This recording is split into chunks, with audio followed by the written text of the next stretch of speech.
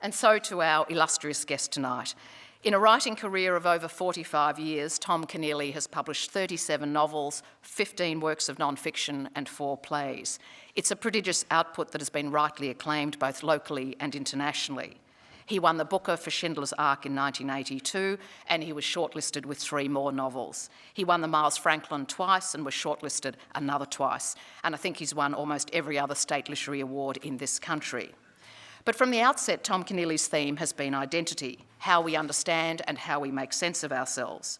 Both his fiction and his non-fiction have tackled the issue. But he isn't in fact a parochial writer. He's as likely to write about the Bolsheviks in 1917 as persecuted Jews in 1945, or starving Irish poor in the 19th century, or in fact Eritrea in the 1970s. The world is his canvas. His abiding interest has been history, not the great men and their exploits, but history, not history as a saga or as an epic, but rather the ordinary people, the small people, the marginal characters, the men and women whose stories will never feature in the history books or the grand narratives. He's been critically acclaimed as one of our great historical novelists, great practitioner of the art. And of course, we all know here tonight that there's been a lot of debate about the relationship between history and fiction as forms of writing and what each genre owes to the past. For a writer like Keneally, who works across both fiction and non-fiction, the distinctions are important. He says, in non-fiction, you try to tell the truth by telling the truth. In the novel, you feel the freedom to tell the truth by creating divine lies. You can mess around with the characters. The aim of the novelist, he says, is verisimilitude. However, the novelist, in good historical fiction, is also always trying to talk about the present. And so Keneally has repeatedly returned to the problem of our past and its effect on our sense of ourselves. The theme was already there in The Chant of Jimmy Blacksmith in 1972, a devastating critique of the treatment of Indigenous Australians. Recently, though, he described that novel as a reckless intervention into the sad history of white-black relations in Australia. He has returned to those tragic events, but with increasing hesitation in recent years, overcome by sensitivity and indeed caution for speaking on behalf of Indigenous Australians. He's described the Aboriginal issue as Australia's Ulster, the snake in the Australian garden. And I think that despite the redemptive quality of the former Prime Minister's apology, I suspect that Tom Keneally feels we have much left to repair on this issue. Tom Keneally's been published by every good publisher in this country. I was personally fortunate to work with him in the early 1990s. In 1993, we published his novel Jacko, a hugely entertaining novel and a manifesto entitled Our Republic. As one of the ARM's best-loved spokesperson, Tom argued valiantly that the Queen of England might be a worthy head of state for Britain, but was neither relevant to nor meaningful any longer in a modern multicultural Australia. So persuading Tom to come to Heinemann was a source of great pride for us all. He was already a national living treasure, if I remember, but he was also one of Australia's very few hugely successful literary exports. So we were proud to publish such a distinguished writer. But it's true to say that Keneally, with his extraordinary ability to deliver a novel or two every year, was equally attractive to us as publishers. There was also the sheer pleasure of working with a writer as alive to his times, an engaged writer, a writer who wrote as generously as he thought about the world around him and his fellow citizens. And then there was this remarkable lack of pretension about Tom. He didn't think of himself as an artist, but rather as a journeyman writer, for whom writing was, as he liked to say, an industrial proposition. Now, Tom's usually viewed as a jolly, gregarious, warm and indeed friendly character. He's got a sharp wit, but it's always accompanied by a twinkling eye, so few of us actually get to see the steel in his spine. I was fortunate, perhaps, to catch a glimpse of that steel during the editing process of Jacko. Publishers with an editorial bent like myself, we like to sit with our authors and offer advice and proffer opinions. Authors enjoy those encounters, slightly less. They feign interest and occasionally, very occasionally, take our advice. With Tom, who always appears to be listening attentively, I plunged in, tactfully I thought, but very enthusiastically, because I adored the novel, but I thought there were things we could discuss. It only dawned on me later that Tom had worked through this novel. He was indeed happy to discuss it at length, but was going to do precisely what he wanted with his own novel. And I never really understood his resistance until I came across a response that he made in another interview. Sometimes, he said, if you get rid of something wrong, you end up with a nicely ruled margin, an A+ technical novel, but the fury has gone, the intensity is gone. So it's almost impossible to write a novel that doesn't have some original sin in it, some essential imperfection. And of course, Tom is right. It's the intensity and fury that matter in storytelling, not technical wizardry or mastery. So Tom's generous and open-hearted literary style, the apparent ease with which he writes, the seemingly endless supply of first-rate stories engenders, or occasionally engenders, disdain rather than enthusiasm among Australian critics. It's a condition that some of us call small pondism, end-of-the-worldism, backwateritis. Tom Keneally's legion of fans are delighted that his passion for good storytelling has not been dampened by the occasional petty review. And that small pondism that besets the local literary community on occasion is merely a symptom of a more general condition, which brings us back to the theme for tonight's address, the problem of identity.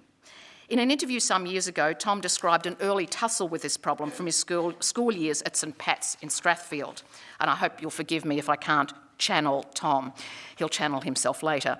He said, "I know all writers have memories of being on the outer because the children on the side of the playground become the dangerous writers.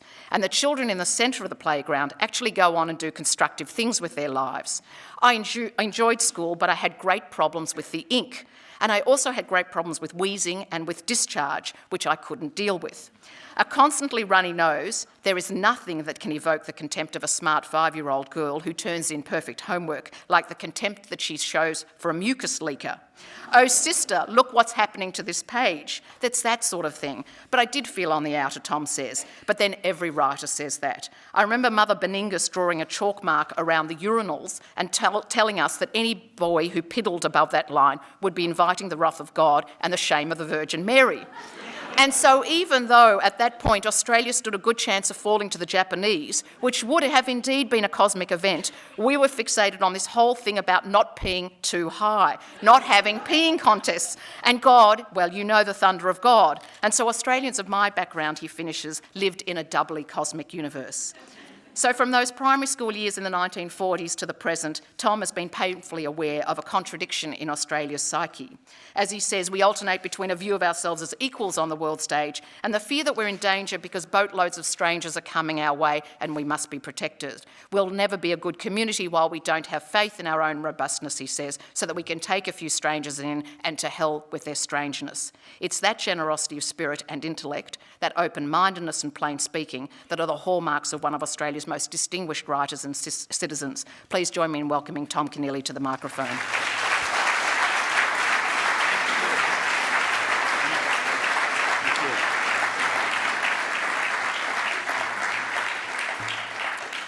Well, it's the old Harpo Marx problem. Would you trust a festival of ideas at which you were asked to present your own ideas? It seemed a good thing when Patrick, a good and flattering thing to accept when Patrick asked me. But I will do my best tonight, and I should say hello to the people in Shepparton because I love the northeast up there. The nice bits of it that aren't Kelly country. It's a truism that the people most certain about national identity are often the ones who draw the boundaries most narrowly and who are moved to deplore whatever they see as lying outside the boundaries. To take one example, the former Minister of Immigration, Kevin Andrews, was certain about national identity in 2007 when he criticised the Sudanese community. He was, in fact, more certain in a few sentences than I will probably manage to be in 45 minutes of palaver tonight. But I'm attracted to the Andrews statement because I have travelled in the Sudan during the years of oppression and chaotic civil war, which have not ended, actually, even though there was a peace agreement in 2005. I must make it clear before we begin that in mentioning and going on to analyse what Kevin Andrews said or anyone else said, I'm not intending to label them with easily accessible and catch-all pejorative words. For here we have to talk primarily about what we believe as a community and not what we should believe, about what we do and not what we should do. To try seriously to define identity isn't primarily an exercise in morality or social improvement. Things might be said, however, in the pursuit of the question that are enlightening, and I hope that that works tonight, even though this audience is scary because it's full of people who have thought long and rigorously on the matter. In any case, back to the Sudanese immigrants. Mr. Andrews said, some groups don't seem to be settling and adjusting into the Australian way of life as quickly as we would hope. This is a cry that's been heard throughout Australian history, no more so than in the past 2 decades. He accused the refugees of refusing to embrace the Australian way because of their race-based gangs, altercations between various groups from Africa, and tensions within families. It's true he didn't back his claims with any figures, but there is some of this undeniably in the community, some of this occurring, the elements he complained of within that community. But I've now begun the speech by moving from page 1 to page 3. Excuse me a moment. He didn't mention any important aspects of advances in adaptation to Australia amongst Sudanese immigrants, adaptations, because they lay outside his certainties of identity. And in part two, he was not telling the Australian public what the Department of Immigration was actually doing with the Sudanese. He was hiding his department's light under a bushel. He wasn't telling the Australian people that the Department of Immigration was rescuing some Sudanese from camps like Kakuma in Kenya, of which his own department's Sudanese community profile of 2007 reported, there is frequent violence in the camp, regular clashes occur among residents, many of them armed, sexual assault is common, children may have been born in the camps and are unfamiliar with any other lifestyle. Nor did he mention that given this unspeakable background, the Sudanese Association of Australia and similar bodies do what they can to bridge the gulf of experience between civil war and what can justly be called ethnic cleansing by the Sudanese central government on the one hand and a settled Australian life on the other. The Sudanese Association's aims include to do all lawful things in the best interests of the community. In 2007, it signed a memorandum of agreement with the Victoria Police with the obvious aim of guiding Sudanese youth through the criminal system, but also of helping with law and order issues. It is not as if, as a community, they aren't trying. There has been no lack of commentators who have in the past 2 decades uttered very nearly the same sentences as Mr. Andrews about one Australian immigrant group or another, particularly groups from countries such as Vietnam and Lebanon, where nations where law and order has broken down catastrophically, as it has in the Sudan, for long and savage periods.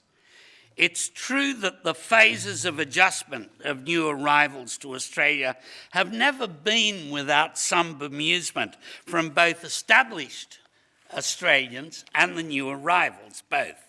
These adjustments often take place far from the fashionable suburbs and do undeniably put nearly as much pressure on the longer settled locals as on the new arrivals.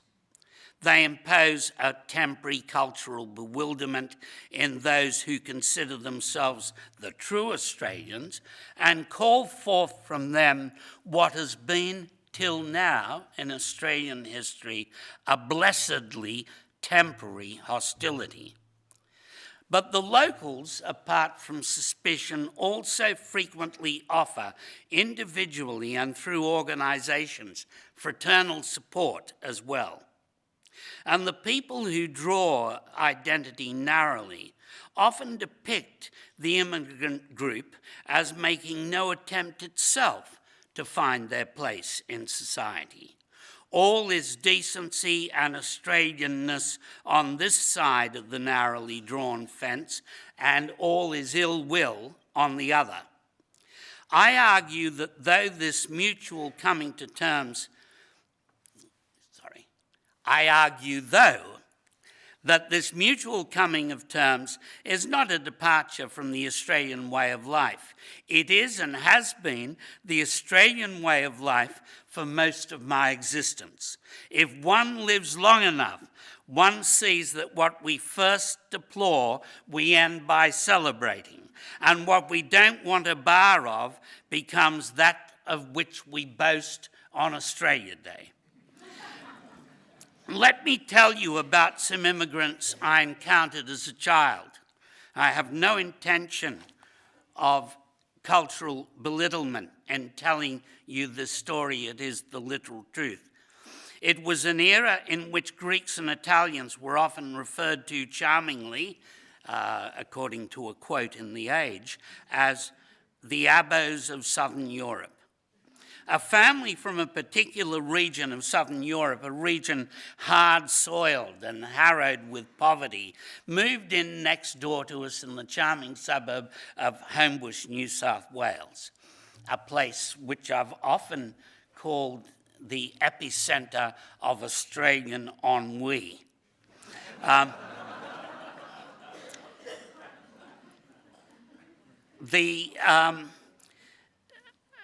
We were somewhat astonished to find that, as they reasonably enough had done on the hard earth they came from, they used their night soil as fertiliser in the garden.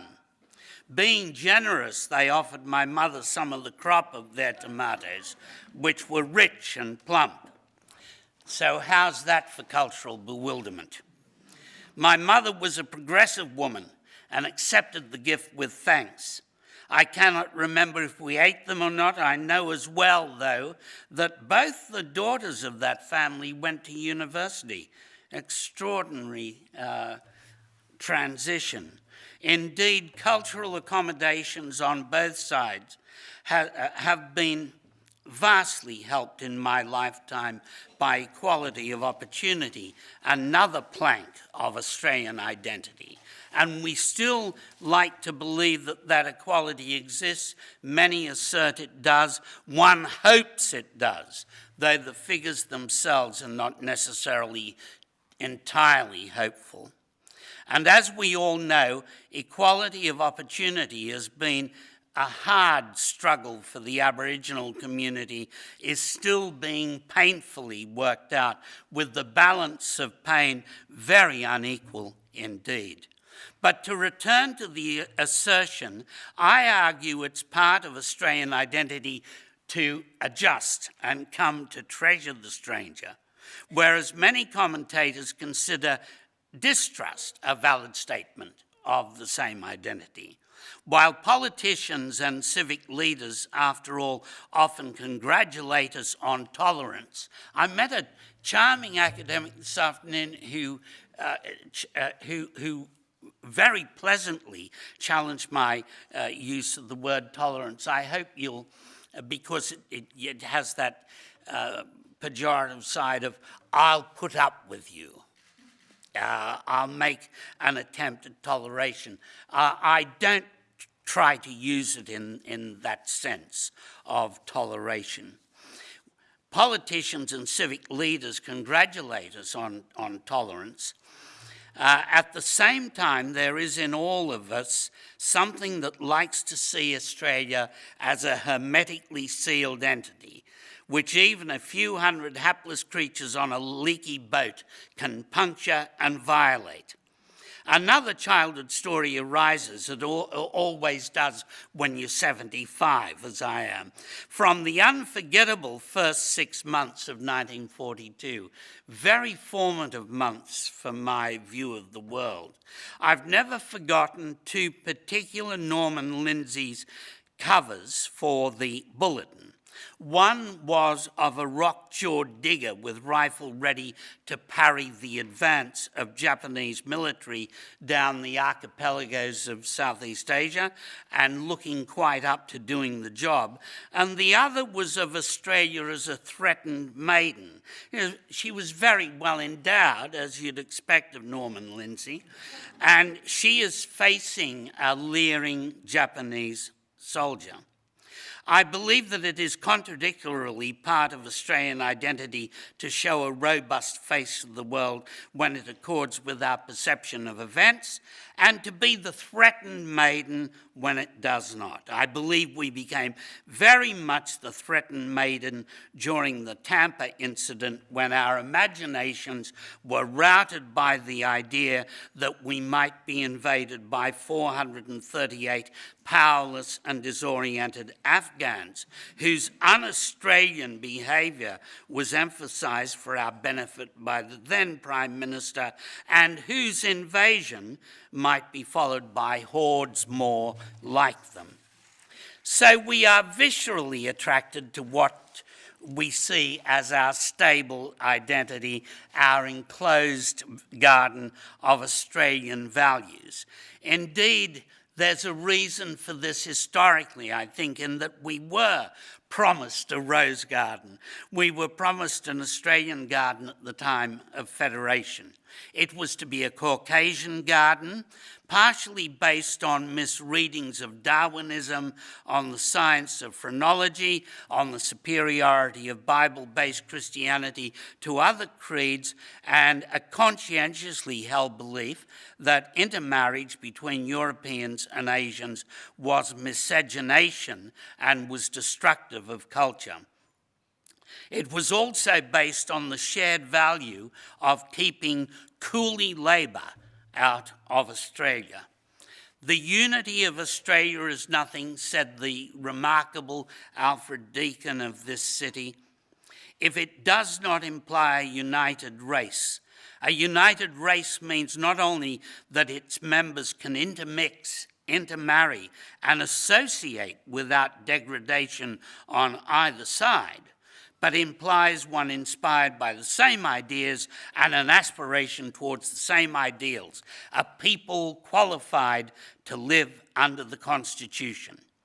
Deakin, as the first federal Attorney General, was the first speaker in the Immigration Restriction Bill of 1901, whose purpose, was to get Asians out of Australia and the South Seas Islanders, commonly known as the Kanakas. He said in his debate that he had respect for Asia. It was purely a matter of protecting the equity of white Australians in their own country, though, that white Australia was to emerge.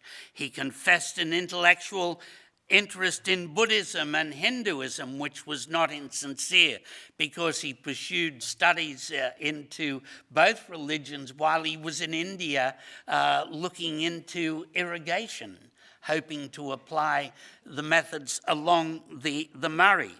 But he wanted to avoid, for Australians, the poverty he'd seen in India. Whiteness was therefore an essential part of the Australian utopia, and in its name, all the others were cleared out. Deakin's ideal Australia was also protectionist, not globalised. His Australia would be one in which protection created adequate wealth to justify fair wages.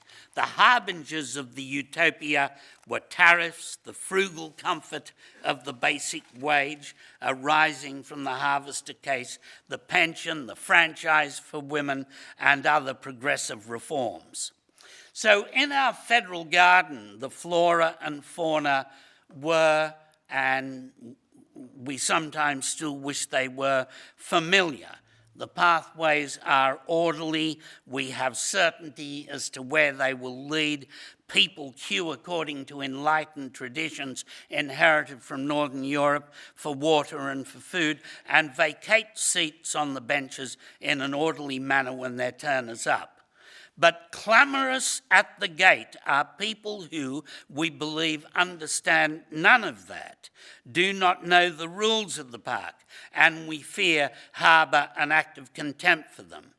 The fact that in the past many of those admitted from the great mass outside into this garden have not shown any contempt for the place does not count in our fear of the people outside the gate at this very moment.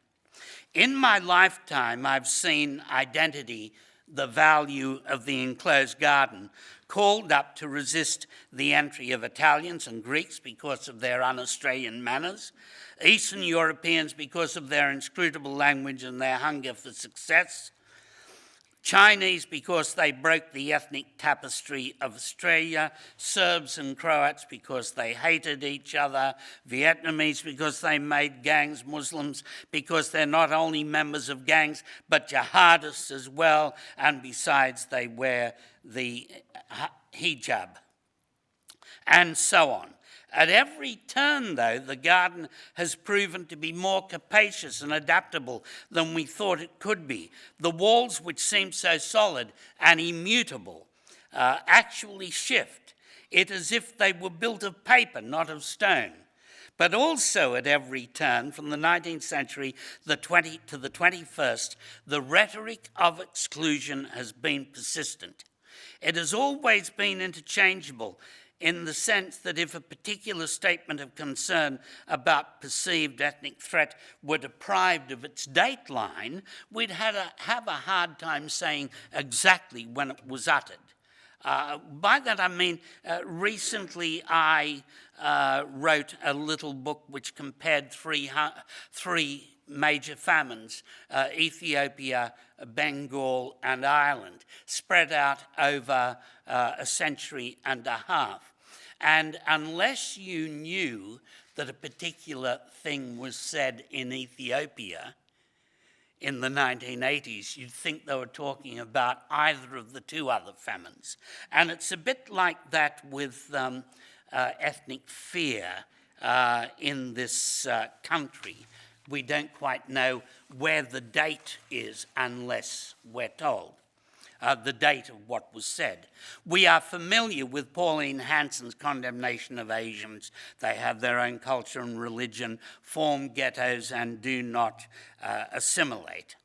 But in her maiden speech, she also quoted a famous Australian as saying, "Do we want or need any of these people here? I am one red-blooded Australian who says no, and who speaks for 90% of Australians." Well, that was Artie Caldwell, Labor Party leader, some 45 to 50 years before Pauline. And who is being talked about in the following case? The ... settlers of North Queensland are generally of an undesirable type and do not make good settlers. Consideration should be given immediately to the racial stock of the immigrant.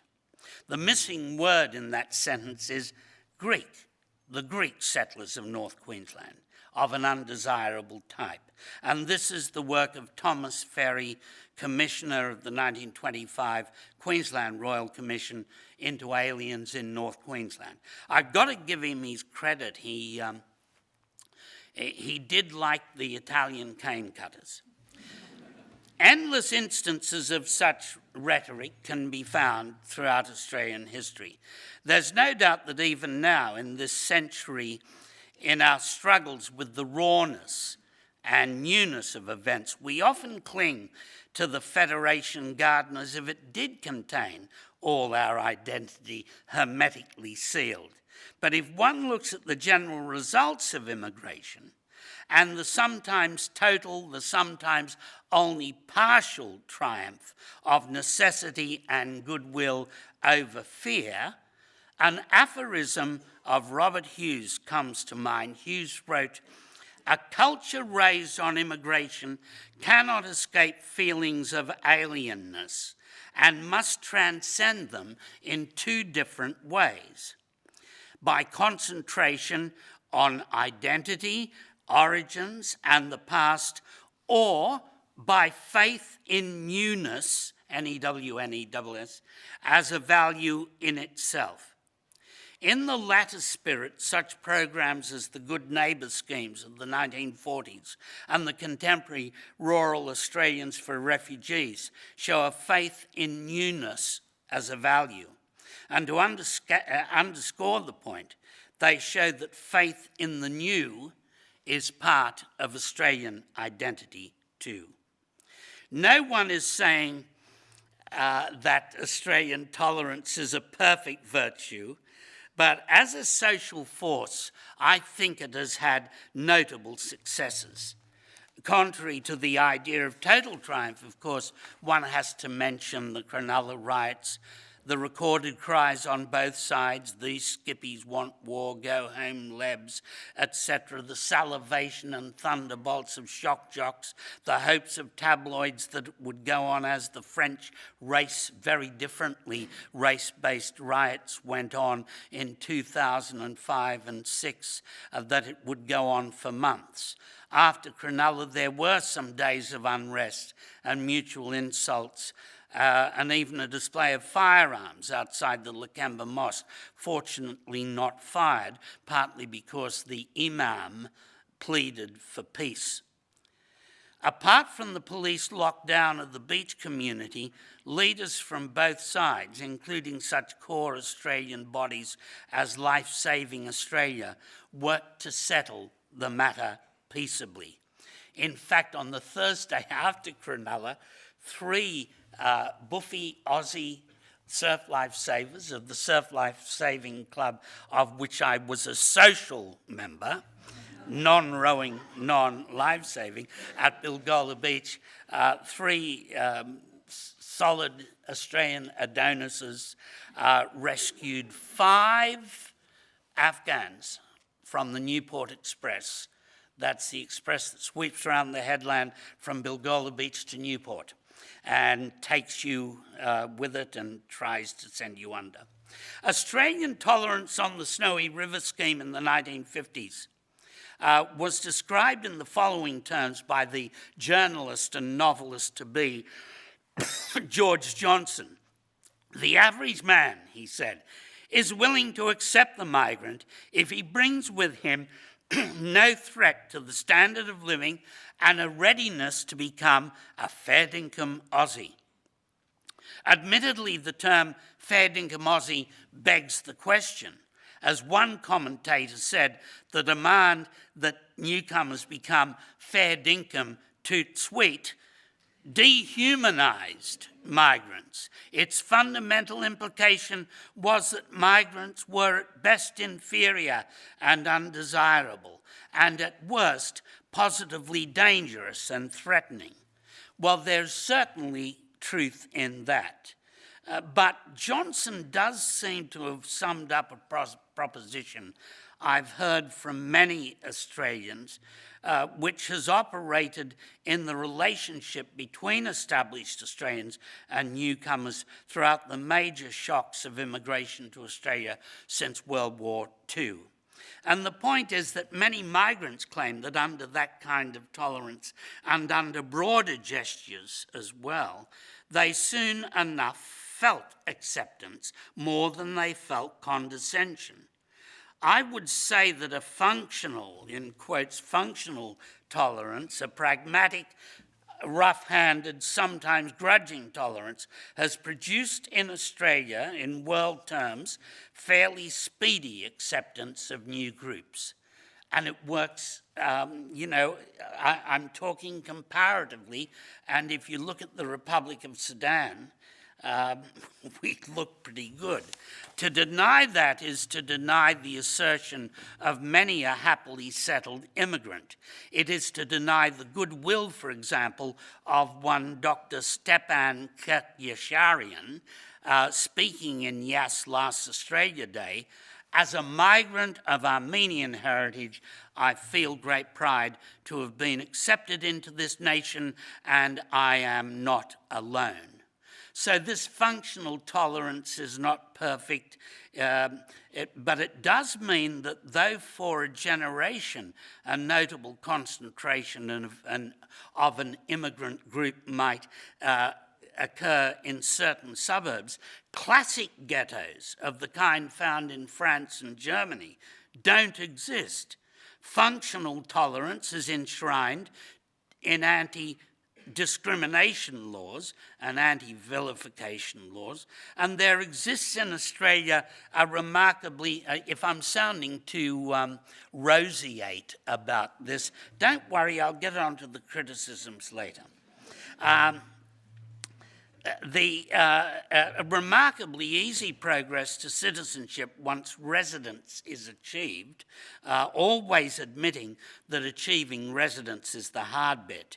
This kind of acceptance, pragmatic, sometimes patronising, is often less hypocritical than the oratorical and underachieving tolerance of other societies. Schindler's survivor, the late Edek Korn of Sydney, is simply one of the immigrants I've known to whom tolerance was one of the most important aspects of Australian identity, to the extent that he kept on saying, "Thank God we came to Australia." But it was sometimes a very backhanded acceptance. Something of a sage, Korn told me once, "Australians are funny people. When they don't know you and don't like you, they call you a wog bastard. Then they get to know you and like you and they call you a wog bastard." He told me too that his wife came home in a state of amazement from her first Australian job in a factory, saying, "They hate the Polish Catholics as much as they hate Polish Jews." To Leosha Korn, this was equality at last. And again, this is not to deny that many, and probably most newcomers, have had wounding and savage words flung at them on their way into the Australian garden, within which the level of urbanity fluctuates, particularly on commercial radio. An Australian-born woman of Malaysian Chinese background broke my heart as hers had been broken, by telling me that while shopping in the Hanson days of the later 1990s, she was shouted at and advised to go home. Australian-born, advised to go home. It's a safe bet that a woman in a hijab has been abused somewhere today while taking her children to or from school. And yet, here's a blasphemous proposition. Racism is not entirely Australian, it is sadly global, whereas it could be argued that the style of acceptance in Australia is, both in its strengths and in its flaws, is particularly Australian. And Edek Korn spoke to that proposition. Not unrelated to our other beliefs and identity, it was always assumed by us that anti-authoritarianism was a potent part of our character, an index of our egalitarian tradition. And that has now been de-emphasised in historiography, however. Russell Ward, the author of The Australian Legend, has been attacked almost as much as, for varying reasons, Geoffrey Blaney and Manning Clark, for such arguments as that the Australian believes that Jack is not only as good as his master, but is probably a good deal better, and so he is a knocker of eminent people. He is fiercely an independent person who hates officiousness and authority. And despite all, there must be some truth there. For other visitors, from Anthony Trollope to James Michener, mentioned Australian manners of egalitarianism and mockery of authority. Mockery of the pompous is often seen as an inheritance of bushrangers in the 2 World Wars. Australian stretcher bearer, whose journal I was reading the other day, wrote "Sensation in Cairo today, an Australian saluted an officer." I was raised by my father on stories of how he borrowed officers' clothing to go into the officers' only bar at Shepherd's Hotel. And if there were officers from the best British regiments there who could be outraged, then you set out to do it. We'd like to think that in this century we retain some of that larrikinism and capacity for mockery. Reasonably, we're not so keen on anti-authoritarianism when it involves the invasion of suburban parties and attacks on police vehicles sent to impose authority. And we ought to remember that when the word larrikin was first applied to the Australian urban working class, it was meant to be an unflattering word. We are, in fact, more susceptible to authority, I fear, than the stories I just told would indicate. Even a child must be detained in an immigration centre if his parents or he seek asylum. It is true that Prime Minister Gillard's policy is not to put children behind heavy security razor wire for years, as happened in previous regimes, but even in February 2010, there were over 1,000 children under 18 years detained in various immigration detention centres, of whom nearly 400 were unaccompanied children. And the Prime Minister had not, at the time I wrote this, and I hope she has since, she has not ruled out the possibility that children and pregnant women will be sent to Malaysia under her new scheme. This should be authoritarian enough for anyone. Jump the queue at the ice cream stand, kid, and you'll get what's coming to you. The instances of authoritarianism towards Aboriginals, from sequestering of wages to child kidnapping, are of course numberless. And now authoritarianism is set to have a good century, beginning with the legislation passed in response to 9/11. But the aspect of identity, if I might close with this, the aspect of identity that fascinates, teases and comforts me above all is the enduring utopian view of Australia that rose in the late 19th century. There are a number of utopian writers of the period who still resonate and whose vision of Australia is not unlike ours. Bernard O'Dowd's famous poem, which you no doubt know, first published in the Bulletin, beloved of progressive politicians, this poem famously raised the issue of whether Australia would be adrift Sargasso, where the West in halcyon calm rebuilds her fatal nest.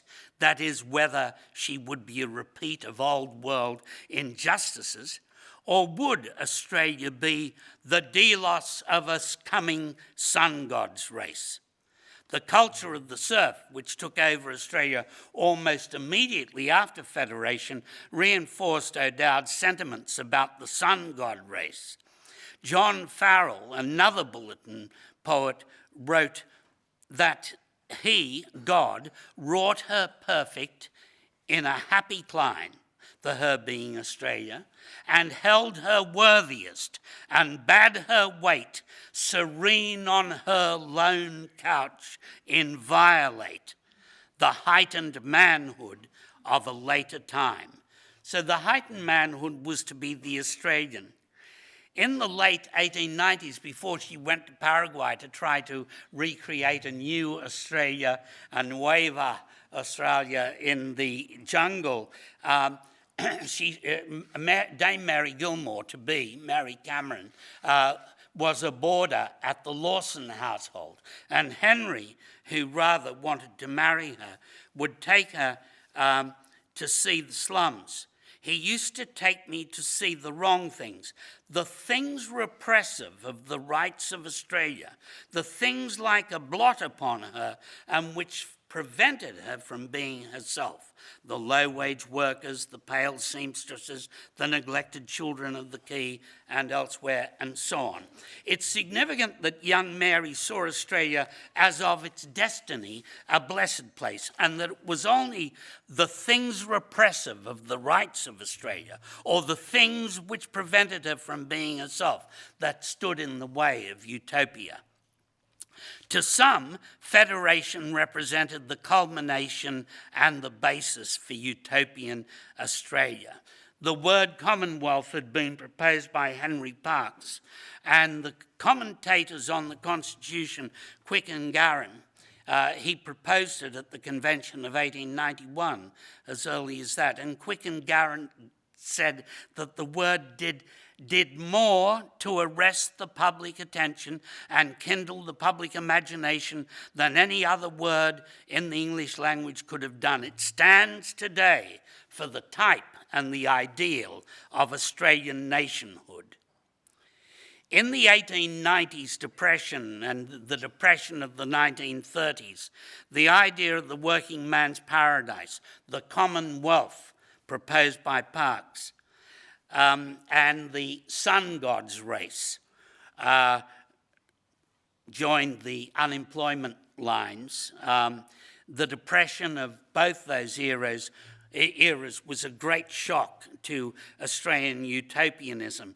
Yet the idea that most sufferings and indignities were somehow un-Australian, and that things that prevented Australia from being her true self, that idea remained very strong. I know this from the atmosphere in which I grew up, in a bush infancy and a suburban boyhood.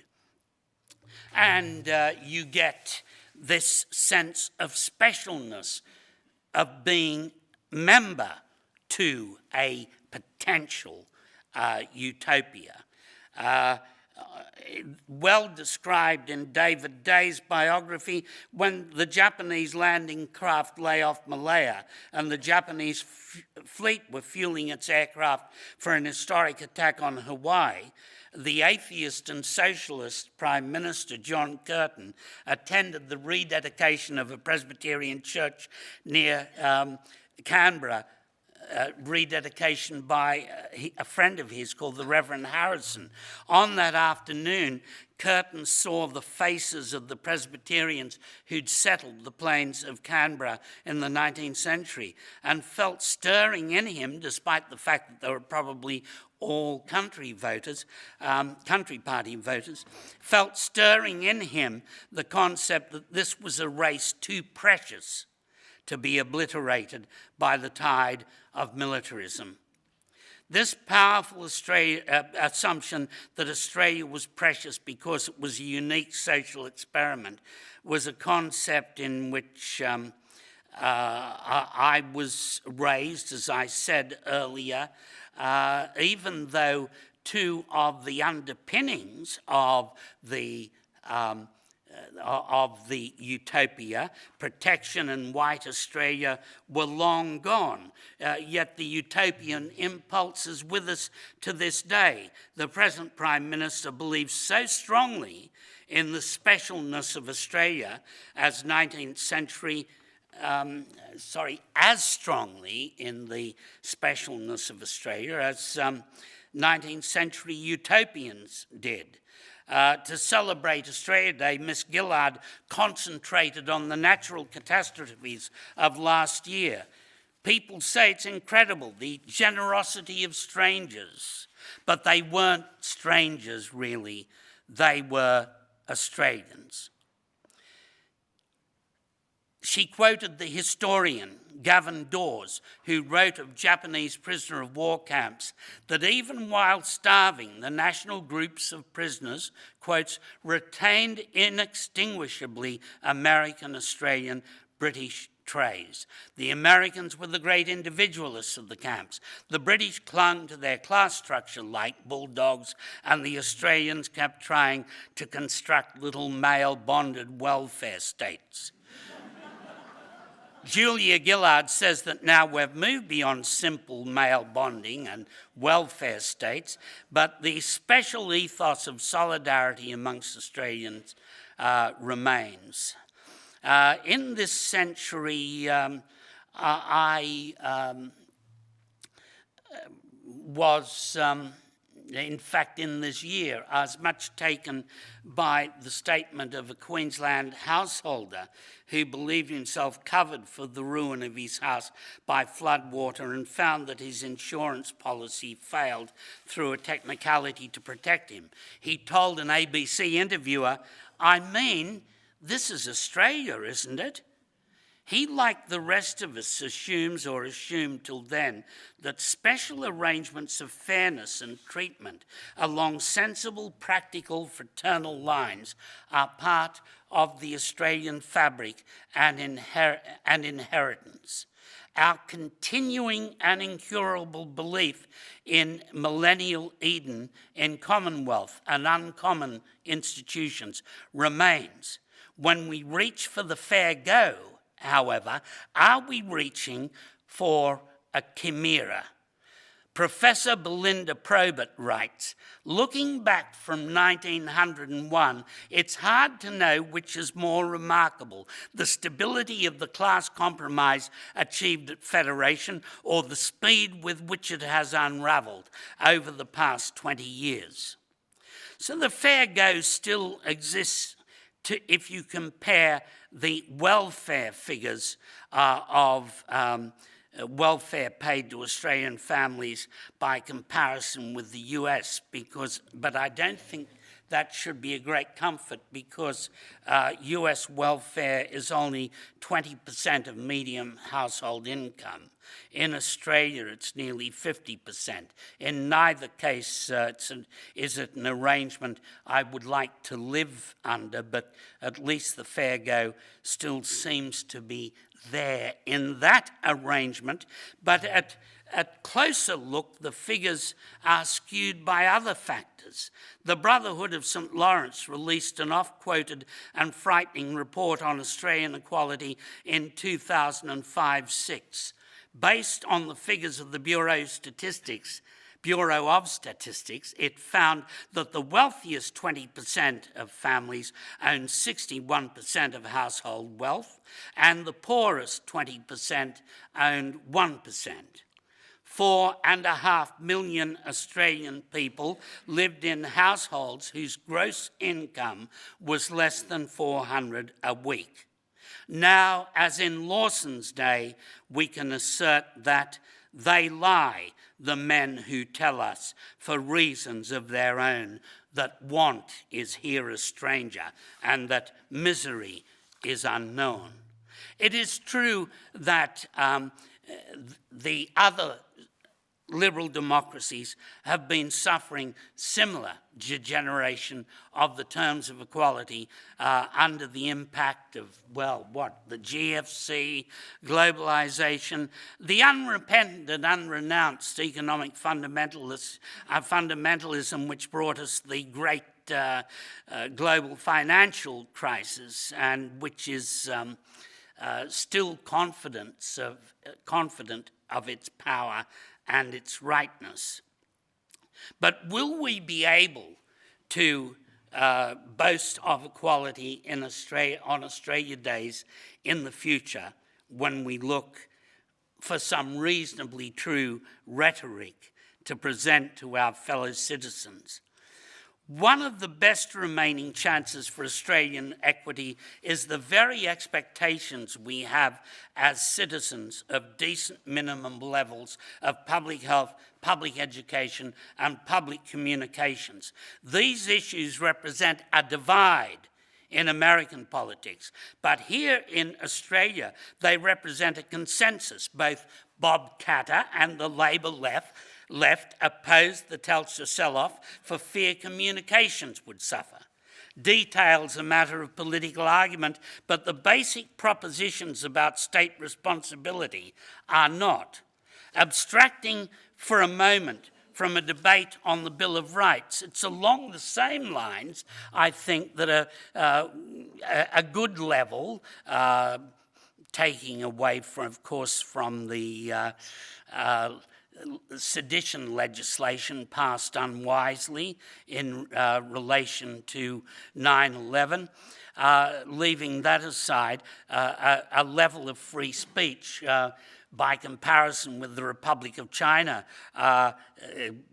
it exists largely because people think it exists, and people still think that Australian equity exists, and that helps it exist. And so perhaps might utopianism in Australia defy world forces in this century, at least for a time.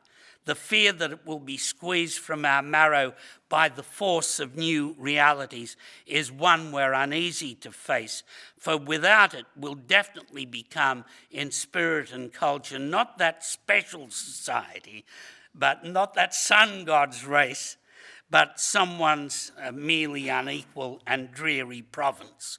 Our glittering array of resources give us a chance for equity and also a chance to deal people out of the equation if we choose to. Thank God a resources tax is at least canvassed.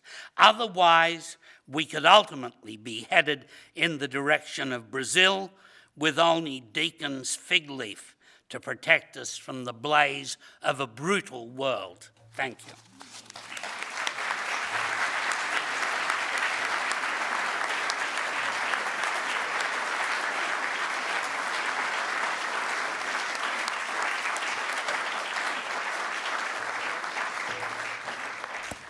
Well, our lecturer is probably exhausted, but he has kindly agreed to take some questions. I think we have roving mics in both aisles, so if you would like to put up your hands, we've got, well, we haven't got much time, but I think the festival director will allow us a few questions. So there's microphones here if people would like to ask questions. And I think we have we got the lapel mics on, so you can stay seated if you'd like, Tom.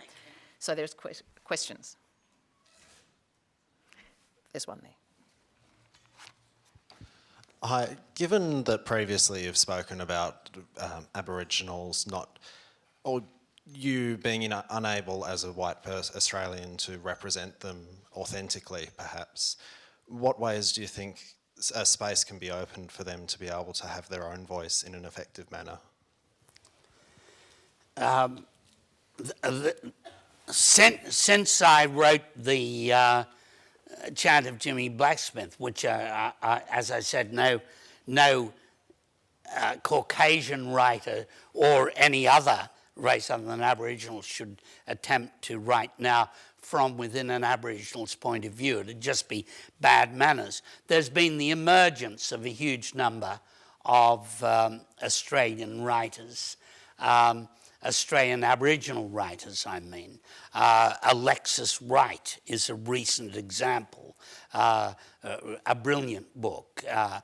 Understanding of the Aboriginal cosmology from within inside that cosmology. And so I think you are seeing a lot of Aboriginal voices emerge, even in the decade after the chant of Jimmy Blacksmith was written. You had the emergence of playwrights like Jack Davis and artists of all stripe. And so I don't think there's a lack of Aboriginal voices now. That's why I think that it would be improper for me to do now what I attempted to do then. Any other questions? This is another one here. Hi, thanks for your speech. I'd like to ask about, you said that the riots in France in 2005 were race-based. I'd like to kind of question that and whether or not there might be some well, first of all, religious grounds and another, so relating to recognition of culture or religion, or economic kind of motivations or inspirations for those kind of events. And the same here in Australia. Yes, you're saying that there are economic issues and other issues as well as... yes, I tried not to use the word racism because it's become such an easy portmanteau. And I think there is economics in there. White Australia was argued on economic grounds. It was popular with the unions. They felt that the indentured labourers from the South Seas had taken jobs away from them in Queensland. And so there are these economic considerations as well, and all manner of other fears that perhaps don't fit under that portmanteau term. And so I think I slipped into using that term once, and I shouldn't have, because I don't think it's a rigorous enough term anymore. And who am I to judge the motives and the behaviour of other people? I tried to look at Kevin Andrews from the point of view of reason and reality rather than name-calling.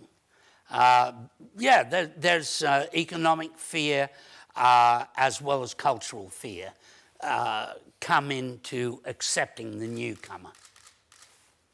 Can I push can I ask a question? Why are you reluctant to use the word race? Why do you feel racism? Look, certainly in the French context, it seemed to me. I was talking about identity, so I was talking about what we are, not what we should be. If you start using words that are accusatory, you're not doing that. Yeah, I think the French riots, for example, were based on entirely different issues than the Cronulla riots, and they were fueled certainly by the by texting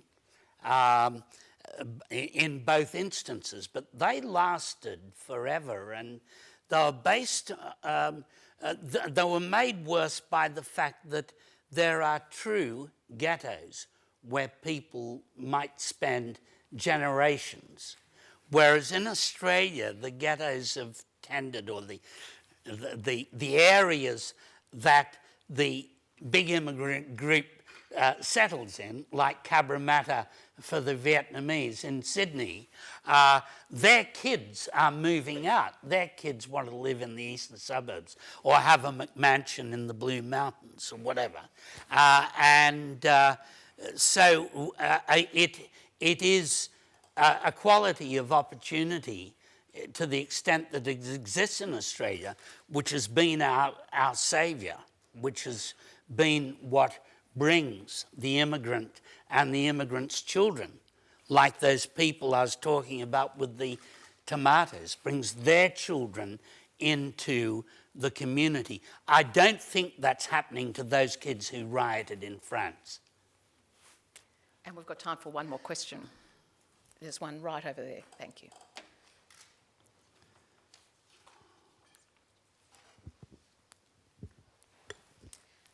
You spoke a lot about the Greeks and Italians as previous waves of immigration, and I just wanted to know, do you think that the newer waves of immigration, like Africans and Middle Easterns, are really comparable in terms of their progression and their pathways in Australia? It's a very interesting question, but we have in Australia always seemed to get certainly from the Keneally's onwards, people from backward areas of countries. I was travelling in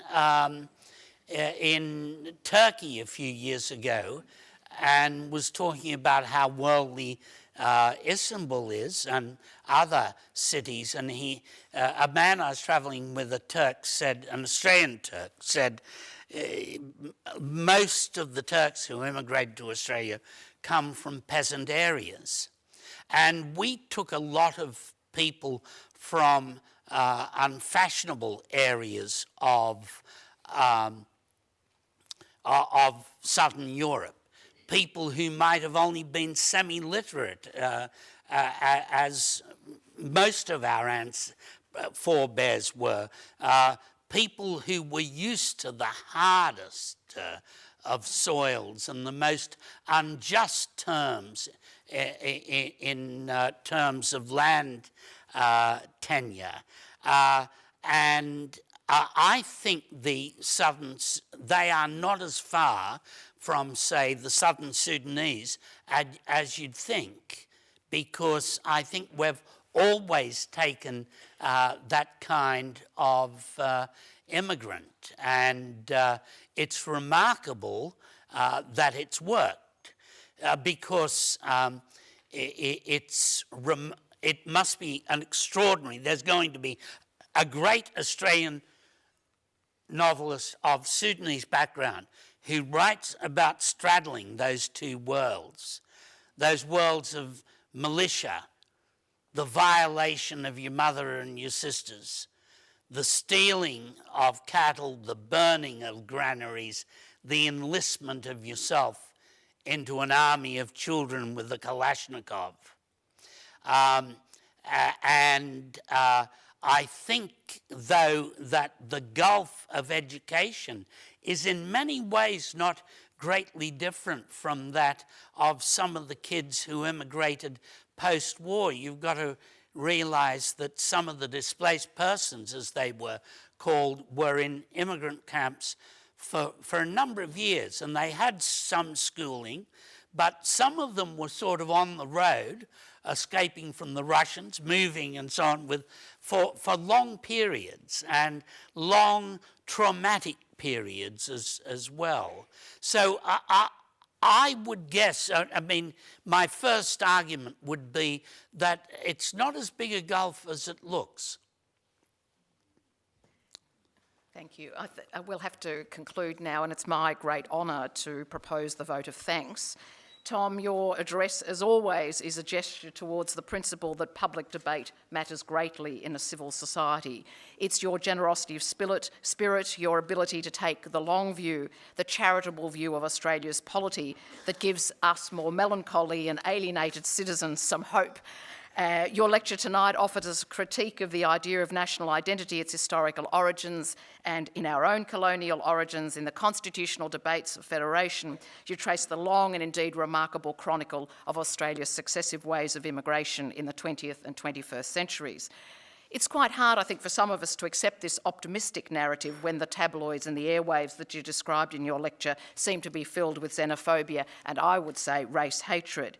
It's hard for first-generation Australians like myself to reconcile ourselves to that account of a benign Australia. But I have to admit, while I was listening to you, that I did have a moment of recollection back to the early 1960s at the Methodist Ladies' College in Elsternwick, and my sandwich, my lunchbox, was not mocked by my fellow citizens when I had the pleasure of taking out the rye bread sandwich with the mustard and the schnitzel between the two rye bread sandwiches. They didn't mock me, and I didn't mock them while they enjoyed their white bread and jam equivalents. So perhaps I too can see some progress in the narrative you're describing.